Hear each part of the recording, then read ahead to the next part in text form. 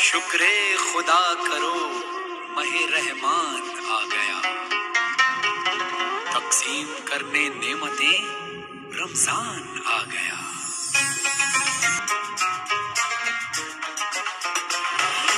اللہ تیرا ہے احسان، روز نمازیں اور قرآن ہے یہ سب روح ایمان، نور رمضان، نور رمضان، نور رمضان۔ السلام علیکم ورحمۃ اللہ وبرکاتہ۔ امید کرتی ہوں آپ سبھی ایمان اور صحت کی بہترین حالت میں ہوں گی۔ اللہ سبحانہ تعالیٰ آپ کو صحت اور ایمان کی بہترین حالتوں میں رکھیں۔ اللہ تعالیٰ آپ کی طرف آنے والے ہر شر کو خیر میں بدل دیں، آمین یا رب العالمین۔ رب اشرح لی صدری ویسر لی امری واحلل عقدۃ من لسانی یفقہوا قولی، آمین۔ آج ہم شروع کرتے ہیں پارہ نمبر 2، اس کا خلاصۃ القرآن کریں گے۔ اس میں جو ہے چار باتوں کا جو ہے سب سے زیادہ ذکر کیا گیا ہے، یعنی تحویل قبلہ، یعنی یہاں پہ قبلہ کی بات ہم نے تھوڑی سی جو ہے وہ قبلہ کی بات جو ہے وہ پہلے پڑھ لی تھی۔ پھر اس کے بعد آیت بر اور ابواب بر کے بارے میں، پھر قصہ طاعون کے بارے میں بات کی گئی ہے، پھر اس کے بعد قصہ طالوت کے بارے میں جو ہے وہ بات کی گئی ہے۔ اب تحویل قبلہ کے سے سٹارٹ ہوتا ہے۔ سَيَقُولُ السُّفَهَاءُ مِنَ النَّاسِ مَا وَلَّاهُمْ عَنْ قِبْلَتِهِمُ الَّتِي كَانُوا عَلَيْهَا، یعنی ہجرت مدینہ کے بعد 16 یا 70 ماہ تک جو ہے بیت المقدس جو ہے وہ قبلہ رہا تھا۔ پھر آپ صلی اللہ علیہ وسلم کی چاہت تھی کہ خانہ کعبہ قبلہ ہو، تو اللہ تعالیٰ نے یہ آرزو پوری کی اور قبلہ جو ہے وہ تبدیل ہو گیا تھا، بعد میں جو ہے تبدیل کر دیا گیا تھا۔ پھر واضح نبی کے مقاصد کے بارے میں یہاں پہ ذکر گیا ہے کہ آپ صلی اللہ علیہ وسلم کو رسول بھیجنے کے بنیادی طور پر جو تھے وہ کون سے 4 مقاصد تھے، ان کا جو ہے وہ یہاں پہ ٹوٹلی تفصیل کے ساتھ ذکر کیا گیا ہے۔ پہلا مقصد جو تھا وہ تلاوت آیات تھا، پھر دوسرا مقصد جو تھا وہ تقصیہ نفوس تھا، پھر تیسرا مقصد جو تھا وہ قرآن پاک کی یعنی کتاب کی تعلیم، اور چوتھا مقصد جو تھا حکمت کی تعلیم تھی، اور یہ مضمون قرآن کریم کے مختلف مقامات پر بیان کی گئی ہیں۔ پھر شعائر اسلام کا ذکر ہے۔ زمانہ جہالیت میں جو تھے، ان الصفا والمروۃ من شعائر اللہ فمن حج البیت واعتمر فلا جناح علیہ ان یطوف بہم۔ زمانے جہالت میں کیا کرتے تھے، صفا مروہ پر جو ہے پربت رکھے ہوئے تھے، یعنی جو پتھر ہوتے تھے نا وہ رکھے ہوئے ہوتے تھے، تو مسلمان ان کا جو ہے طواف کرنے سے بچتے تھے۔ ان کو شبہ ہوتا تھا کہ وہ دور کرتے ہوئے فرمائیں گے کہ صفا مروہ کی سایہ یعنی شعائر الاسلام میں سے ہے، یعنی لہٰذا ان کا طواف کرنے میں کوئی حرج تو نہیں ہے، لیکن جو ہے مسلمان بچا کرتے تھے کہ کہیں۔ اب پرانے زمانے میں پتہ کیا کرتے تھا کہ لوگ کیا کرتے تھے، شاعر جو ہوتے تھے نا وہاں کے لوگ عربک جو شاعری کرتے ہوتے تھے، تو وہ جو ہے بیت اللہ کعبہ کی خانہ کعبہ کی جو دیوار ہوتی تھی اس کے ساتھ لٹکا دیا جاتے تھے، اور جس کو بہت زیادہ پسند آتے تھے اور جو بہت زیادہ اچھے لگتے تھے، اور وہ جو ہے وہ اس کو خرید لیا کرتے تھے۔ اب یہاں پہ 4 چیزوں کی حرمت کا بیان کیا گیا ہے۔ انما حرم علیکم المیتۃ والدم ولحم الخنزیر وما اہل بہ لغیر اللہ۔ مشکرین اپنی طرف سے کچھ چیزوں کو حلال کہتے تھے۔ اب کفار مکہ نے بہت سی چیزیں ایسی تھیں جو ان کو حلال کر دیا ہوا تھا، اور بہت سی کچھ چیزیں ایسی تھیں جو حلال تھی اور ان کو حرام کر دیا گیا تھا۔ تو اللہ سبحانہ تعالیٰ نے اس آیات کے ذریعے سے ان چیزوں کو اللہ تعالیٰ نے حرام قرار دیا جو کہ انہوں نے حلال کر رکھی تھی، اور ان بہت سی چیزوں کو جو انہوں نے حرام کہا تھا اور یہاں پہ ان کو حلال کرا دیا۔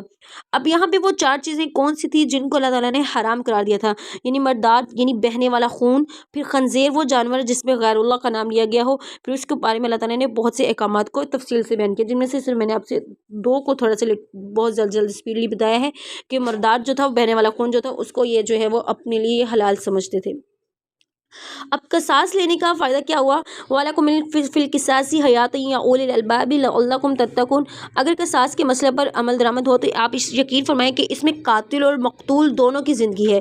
اس طرح جب قاتل کو اپنی سزا کا یقین ہوگا تو وہ قتل کرنے سے گریز کرے گا، اس سے مقتول بھی بچ جائے گا اور قاتل بھی ہوگا۔ یعنی اللہ تعالیٰ نے قصاص کا یہ رکھ کے بہت اچھا کیا کہ جو وہاں پہ لوگ تھے ایک دوسرے کا بے جا قتل کر دیتے تھے، اب ان کے دلوں میں یہ ایک ڈر بیٹھ گیا کہ جو اگر ہم قتل کریں گے تو ہمیں جو ہے وہ مقتول کو بھی سزا ملے گی، اور یعنی قاتل کرنے والے کو تو ظاہر بات ہے وہ سزا ملے گی، اور یعنی مقتول کے گھرانے والوں کو بھی سزا مل جائے گی۔ اس طرح قاتل و مقتول جو ہے وہ دونوں بچ گئے۔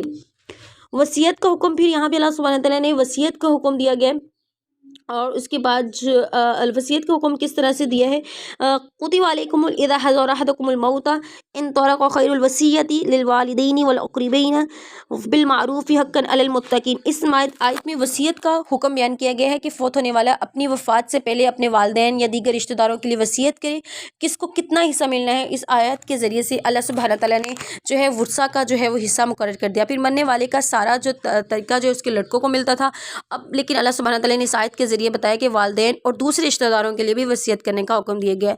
پھر جب سورۃ النساء میں اللہ تعالیٰ نے تمام ورثہ کے میراث یعنی حصے مقرر فرمائے تو اس میں جو ہے بہت اللہ تعالیٰ نے جو ہے بالکل جو ہے وہ کیا کہتے ہیں کہ ہمیں ایکسپلین کے ساتھ جو ہے وہ بتایا کہ کس کو کتنا حصہ اور کس کے حق میں کتنا حصہ آئے گا۔ اب پھر روزے کی فرضیت کے بارے میں بتایا، یا ایھا الذین آمنوا کتب علیکم الصیام کما کتب علی الذین من قبلکم لعلکم تتقون۔ یہاں روزے کی فرضیت اور روزے کے احکام و مسائل کی تفصیل سے بیان کیا گیا، یعنی روزے کے بارے میں بتایا گیا کہ جس طرح تم پہ روزے فرض کیے گئے، اس سے پہلے تم سے پہلے بھی امتوں پر روزے فرض کیے گئے ہیں۔ اس میں روزے کی نیت کے ساتھ ساتھ صبح صادق سے لے کر ہم غروب آفتاب کے کھانے پینے سے اجتناب کرتے ہیں، رکتے ہیں، اور غروب آفتاب سے کچھ پہلے جو ہے ہمارا روزہ افطار کیا جاتا ہے، غروب آفتاب سے نہیں، ہمارا نماز مغرب کے ساتھ۔ پھر ماہ رمضان کی فضیلت بتائی گئی ہے، شہر رمضان الذی انزل فیہ القرآن ھدی للناس وبینات من الہدی والفرقان۔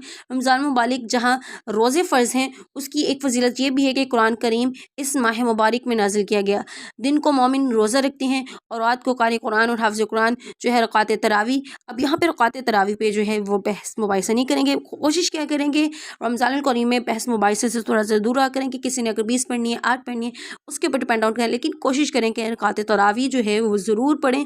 ہم اس کی ایک ایک سجدے لاکھوں سجدوں کا ثواب ہے، تو بہترین ہے ہم اس مقدس مہینے میں جہاں 8 پڑھنے ہیں 2 نوافل کے ساتھ مشکل تو نہیں ہوتی، ہم 20 رکعت جو ہے وہ تراویح پڑھ کے ہم زیادہ سے زیادہ ثواب جو ہے وہ اٹھا سکیں۔ اب کوشش کریں جو وومنز ہوتی ہیں وہ گھر میں جو ہے چھوٹی چھوٹی آیت جو ہے وہ تلاوتی کر کے جو لاسٹ پارہ میں ہوتی ہیں ان کا پڑھ کے یہ کر لیا کریں۔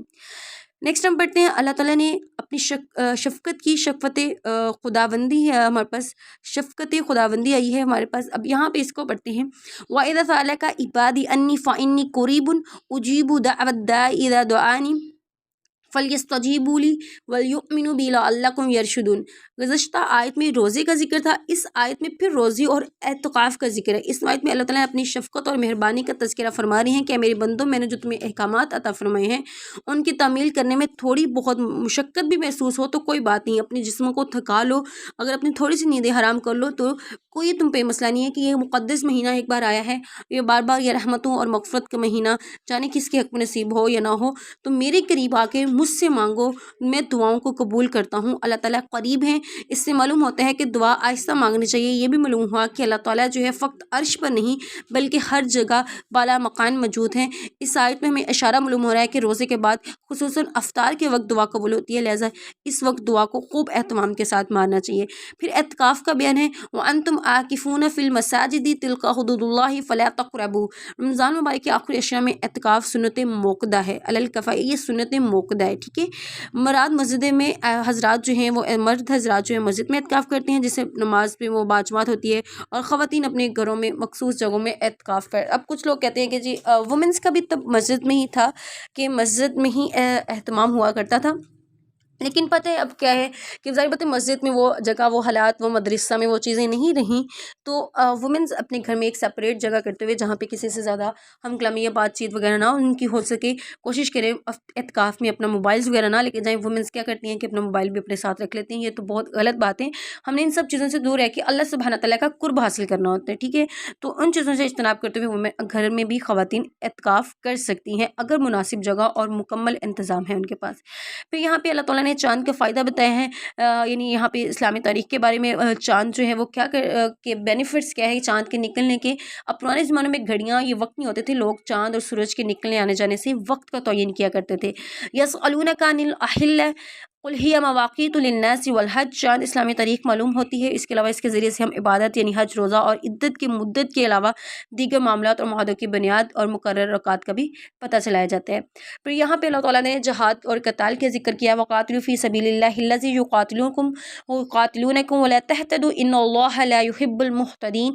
یہاں پہ جہاد کا مسئلہ بیان فرمایا، جہاد فرض ہے، اس کا مقصد اعلیٰ کلمت اللہ، اللہ تعالیٰ کے لیے صرف یہ جہاد ہونے چاہیے، ایسا نہیں کہ آپ بالکل کسی کفر شریعت کی وجہ سے کسی کے ساتھ جہاد کر لو اور اس کو نام دے دو کہ میں تو جہاد کر رہا ہوں، اس طرح سے بالکل نہیں ہونے چاہیے، ٹھیک ہے۔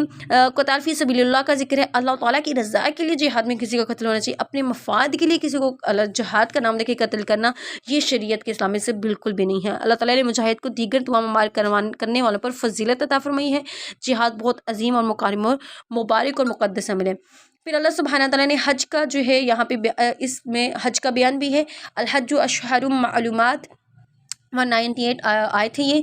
हज इस्लाम के बुनियादी अरकान में से एक अहम रुकन है। हज में 2 अरकान जो हैं, एक हमारे पास जो है एक वक़ूफ़ होता है और एक अरफ़ा, और दूसरा तवाफ़े ज़ियारा होता है। 5 दिनों में ये जो है 5 मकामात पर 7 इबादत करने को हम जो है हज कहते हैं, ठीक है। हज के 5 दिन है, 8, 9, 10, 11, 12 ज़िलहज। और हज के 5 मकामात है बैतुल्लाह, सफ़ा, मरवा, मिना, मुज़दलिफ़ा और अरफ़ात। हज के 7 इबादतें ये हैं: इहराम, तवाफ़, सा, वक़ूफ़, रमी, कुर्बानी और हल्क़ या कसर कहते हैं इसको।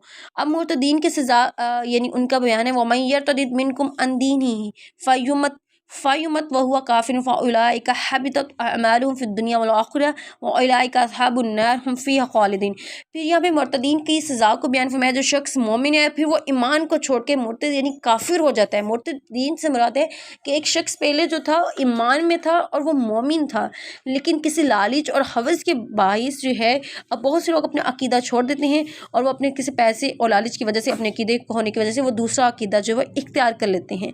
तो ऐसे शख्स को जो है ईमान छोड़कर वो मुर्तद हो जाता है, तो अगर वो समझाने के बावजूद बाज ना आए तो उसके सारे अमाल जो है वो ज़ाया हो जाते हैं और वो कत्ल और हमेशा के लिए जहन्नम का मुस्तहिक हो जाता है। अल्लाह सुब्हानहू व तआला हमें सबको इन सब चीज़ों से, इस तरह के हालात से बचाए। फिर हालत हैज़ यानी जमा का हुक्म है।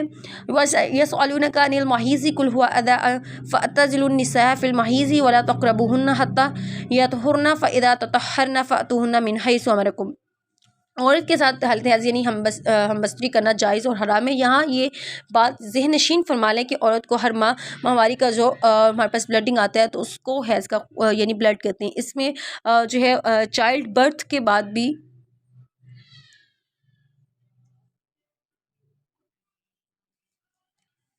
अब चाइल्ड बर्थ के बाद भी जो है दिस इज़ द वो ब्लड जो होता है उसको हम नफास का खून कहते हैं। कुरान करीम में हालत हैज़ बीवी के साथ जो है द रिलेशनशिप से जो है वो मना किया गया है। कुरान करीम में जो है अल्लाह ताला ने औरत के साथ इन सब चीज़ों को उन that the condition of their periods उनको मना किया, लेकिन अल्लाह ताला ने इसको हराम व नाजायज़ में बयान रखते हुए इसके जो है पूरी हदीस में ज़िक्र है।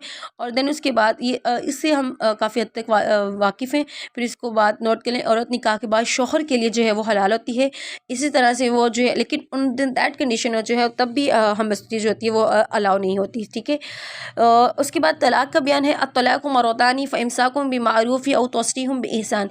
इसके ऊपर जो है अगेन जो है हमारे प्रीवियस टॉपिक जो था इसके ऊपर इंशाल्लाह जो है दोबारा कभी फिर जो है वो आफ्टर जो है रमज़ान पूरी तफसील से डिस्कशन होगी।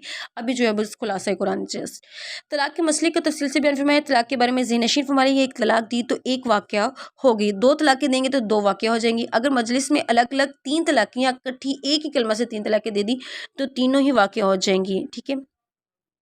फिर उसके बाद रज़ाअत का बयान है। वलवालिदात युरज़िअना औलादहुन्ना हौलैनि कामिलैनि लिमा अरादा अन युतिम्मा रज़ाअत। फिर यानी चाइल्ड के दूध पीने का मसला बयान किया गया है, यानी 2 साल तक माएँ जो है अपने बच्चों को दूध पिलाएं। फिर इस्लाम ने पीते बच्चों के लिए, दूध पीते बच्चों के हकूक़ का भी ख्याल रखने के लिए और मुद्दत रज़ाअत को भी बयान किया गया है। यहाँ पे बिल्कुल मुकम्मल तफसील के साथ अल्लाह ताला ने रज़ाई बेटे और औरत को उसकी रज़ाई माँ बन जाती है, ये सब जो है वो इसमें जो है पूरी एक्सप्लेन के साथ बयान किया गया है। फिर यहाँ पे इद्दत के मसले को बयान किया गया। अगर औरत को तलाक हो जाए या उसका शरफत हो जाए तो दोनों सूरतों में उस पर इद्दत लाज़िम होती है। किसकी वजह से ये 3 माह उसके इद्दत के दिन होते हैं। हामला औरत को तलाक हो तो उसकी इद्दत जो है वज़ह हमल है, और शौहर फौत हो जाए तो औरत हामला ना हो तो इद्दत 4 माह यानी 10 दिन है। अगर हामला हो तो औरत यानी वज़ह यानी after the birth of the child, उसकी ये पैदाइश के बाद होगी। इद्दत के ज़माने में जो था अल्लाह ताला ने अब वुमेन्स ऐसा थे जिनके हस्बैंड जो वफ़ात पा जाते थे तो उनको कहते थे जी अब तो ये निकाह कर ही नहीं सकती, क्यों कर लेगी, ये इस तरह के रंग या खुशनुमाई लिबास क्यों पहने। तो अल्लाह सुब्हानहू व तआला ने अब यहाँ भी उसी औरतों के लिए जो है वो बयान फरमाए हैं। वला जुनाहा अलैकुम फ़ीमा अरस्तुम बिही मिन खितबातिन निसाई औ अकननतुम फ़ी अनफुसिकुम। अगर कोई औरत इद्दत में हो तो उसे वाज़ेह लफ्ज़ों में पैगाम निकाह देना और दुरुस्त नहीं है, अलबत्ता इशारतन निकाह का पैगाम देना ये जायज़ है। फिर हज़रत तालूत का जिक्र है यहाँ पे। फलम्मा फ़सला तालूत बिल जुनूद, इस बारे के आखिर में हक़ के नुमाइंदे हज़रत तालूत और बातिल के नुमाइंदे जलूद का वाक़या बयान किया गया।